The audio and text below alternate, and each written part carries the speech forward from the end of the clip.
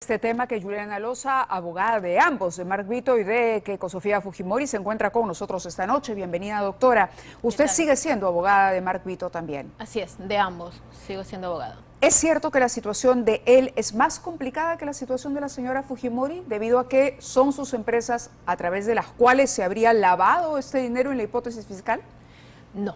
De hecho, la defensa de Mark Vito es la más sólida que existe dentro de este proceso. La tesis de la Fiscalía es que la empresa MBB Bienes Raíces supuestamente se habría instrumentalizado para lavar dinero de las campañas presidenciales. Y eso no es correcto. Tan no es correcto que la Fiscalía, por ejemplo, no cuenta con una solidez probatoria, siquiera mínima, que avale esa tesis. No hay ni siquiera una pericia contable o una pericia financiera o económica o patrimonial o de cualquier tipo que determine la supuesta tesis de incriminación de contra MBB Bienes Raíces. De hecho, la propia Fiscalía dejó sin efecto la pericia. Y más bien, la defensa ha presentado por cada una de las operaciones comerciales de la empresa el sustento probatorio, desde las cartas, los contratos, las adendas, las facturas. O sea, hemos sido tan minuciosos probatoriamente en documentar cada una de las operaciones. Diría que es más sólido el caso, perdóneme la interrupción, de Vito desde la defensa que el de la propia señora Fujimori. Si lo hablamos documentadamente, yo te diría que el sustento probatorio de descargo en el tema de Mark Vito Vilanela y de su empresa es completamente sólida. La Fiscalía no ha podido refutar. ¿En qué es lo único que la Fiscalía se ampara? En que algunas de estas operaciones comerciales se habrían realizado con parientes o amigos de Keiko Fujimori y de Mark Vito Vilanela. Más nada.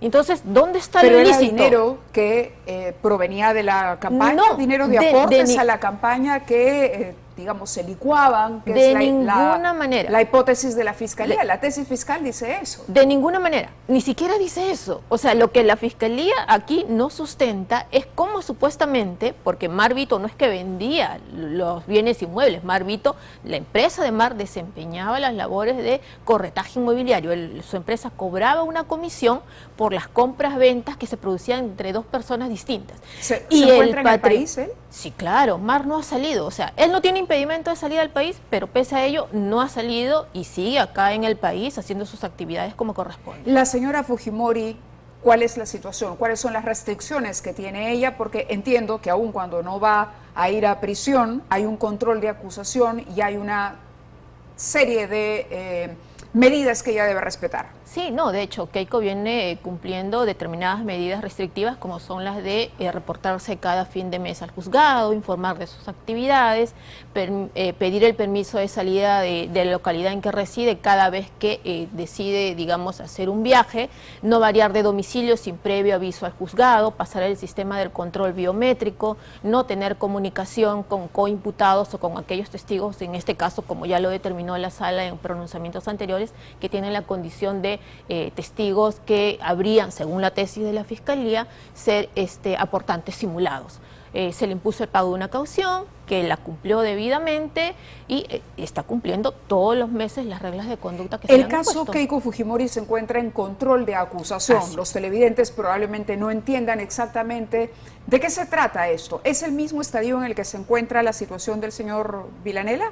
Sí, de hecho, ambos forman parte en control de acusación. Exacto. ¿Es el mismo expediente? Es la misma carpeta, es el mismo expediente. ¿Y qué implica? Eso es algo muy importante que debe de entenderse. Cuando el fiscal presenta el requerimiento, que en este caso lo hizo el 11 de marzo del año pasado, este requerimiento acusatorio es sometido a un control por todas las defensas y de hecho también de oficio por el juez. ¿Y por qué es importante? Porque ya llevamos hasta 4 oportunidades en las cuales el juez le ha devuelto el requerimiento al fiscal por deficiencias propias de la construcción y presentación del requerimiento. Yo he escuchado muchas veces que dicen que es la defensa la que dilata. No, la defensa no dilata absolutamente nada. Quien se olvidó, quien cometió las omisiones, quien presentó las deficiencias en la construcción y la presentación del propio requerimiento fiscal ha sido el Ministerio Público. ¿Eso debilita el caso para usted? Para nosotros no, el caso de la Fiscalía. ¿O augura que el caso podría fracasar para la Fiscalía? Es que el caso se está debilitando cada día más.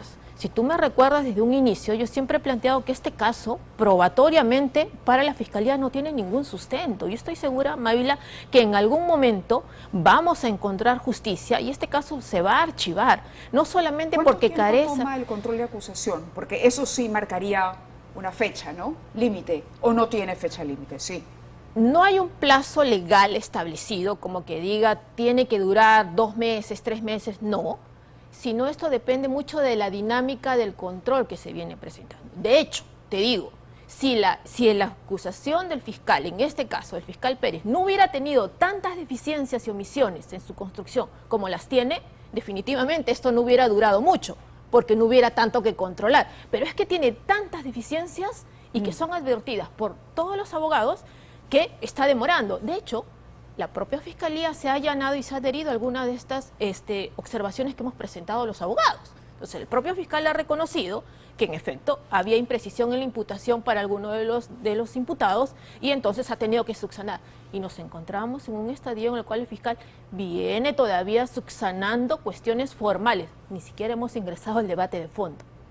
O sea, ni siquiera hemos ingresado al debate de fondo. Pero en ese control de acusación, para cerrar este tema, lo que se decide es si se iniciaría un juicio oral o si se archiva la carpeta y ahí acabaría la historia de esta investigación. Exacto. La etapa en la cual nos encontramos, que es la etapa intermedia, al final va a determinar si es que se pasa al siguiente estadio, que es el juicio oral, o queda ahí. Queda allí. Hay suspicacias con relación a la reciente separación de la señora Keiko Fujimori, ¿no?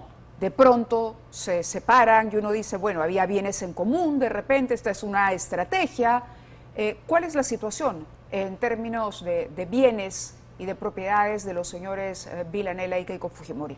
En verdad no tiene ninguna implicancia por lo siguiente, y esto lo tiene conocimiento tanto la Procuraduría, el Juzgado y la Fiscalía. Ellos tienen separación de bienes desde el año 2011. No tienen bienes en común. Entonces, no hay se casaron ninguna, no hay ninguna implicancia pero cambiaron la legal. Situación, es decir, ellos sí tenían un régimen ordinario y lo cambiaron en 2011 porque el matrimonio es anterior. O sea, ellos no tienen, o sea, siempre han tenido ese tema de separación de bienes. Precisamente, digamos, eso ha sido tan claro e informado transparentemente a las autoridades desde un inicio. De acuerdo. ¿Algo que agregar, doctora? Bueno, el doctor, me olvidaba yo tenía una pregunta adicional. El doctor José Domingo Pérez ha protestado el día de hoy, ha dicho que estos tweets que ha publicado, ¿no? Ciertamente la señora Fujimori están alentando comportamientos en contra de él, un cargamontón, y están afectando a su vida familiar y a su buen nombre. En verdad, ya no me sorprende, pero sí lamento mucho este tipo de expresiones. Yo creo que está viendo fantasmas o alucinaciones ahí donde no existen. Los tweets de la señora Fujimori, ni este ni ningún otro, implican alguna amenaza o algún riesgo en absoluto. Lo que pretende, si es que está cuestionando un tuit, es recortarle la libertad de expresión a la señora Fujimori, lo que es constitucionalmente indebido. Yo creo que debe...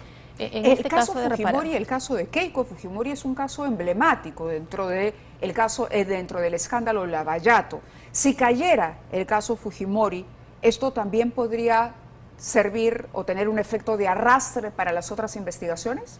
No debería, pero en este caso yo creo que el fiscal responsable, que en este caso no tiene un caso sólidamente construido, va a tener en todo caso que reparar en todo lo que se ha expresado públicamente, porque siempre lo hemos escuchado de esa manera, lo que se refleja en el proceso, y yo siempre lo he sostenido, y estoy segura, Mávila, que en algún momento así se va a evidenciar judicialmente, se va a determinar la inocencia de la señora Fujimori, porque aquí no hay sustento probatorio alguno, y menos algún tipo de adecuación de aquello que está acusando. Se refiere al famoso financiamiento de campaña, que en ese momento no era delito, y a partir de ahí es que se ha construido la defensa de la señora Fujimori y de otros imputados en este caso.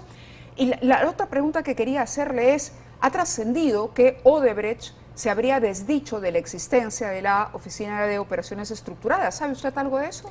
No tengo conocimiento de eso, pero lo que sí te puedo afirmar, más allá de eso, que respecto a la imputación por Odebrecht, en el caso de la señora Fujimori, jamás ha existido fundamento sólido alguno que hubiera evidenciado algún aporte ilícito para la campaña presidencial del año 2011. Los aportes sí se hicieron, eso es innegable. No hay un material probatorio que acredite algún tipo de aporte. O sea, tú recuerdas que todo se concentra en Barata y al final el señor Barata termina diciendo que a él no le consta que el dinero hubiera ingresado a la campaña presidencial o a Fuerza Popular. ¿Dónde está la tesis entonces probatoria? Ninguna.